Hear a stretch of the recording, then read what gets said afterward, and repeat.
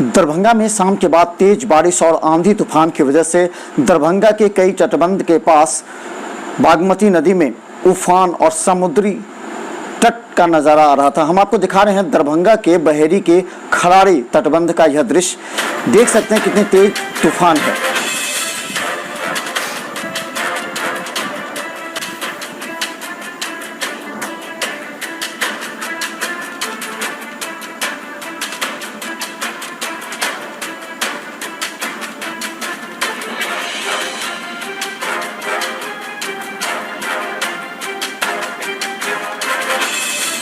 बारिश और तूफान की वजह से लोगों में यह अफवाह फैल गई कि पानी का जलस्तर बागमती का नीचे गिरा है।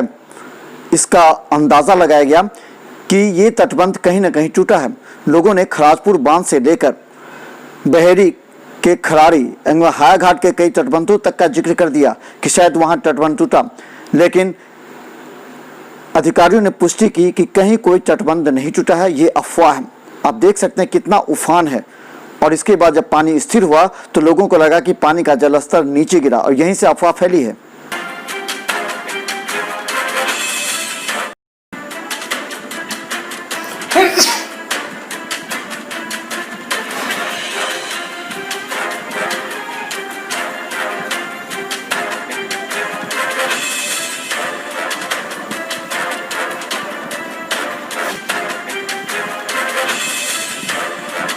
बारिश का पानी कम हुआ, लोगों में अफवाह फैल गई कि जलस्तर 2 से 3 फीट नीचे उतर आया है। इसके बाद लोगों ने अंदाजा लगाना शुरू कर दिया कि कहीं न कहीं तटबंध टूटा है।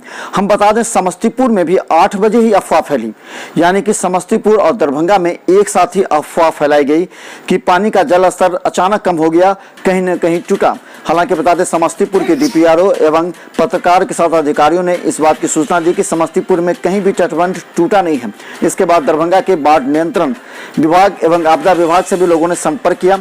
दरभंगा के कई मुखिया ने भी इस बात की सूचना मिथिला मंच न्यूज को दी कि कहीं से भी कोई तटबंध उनके आसपास के क्षेत्रों में नहीं टूटा है।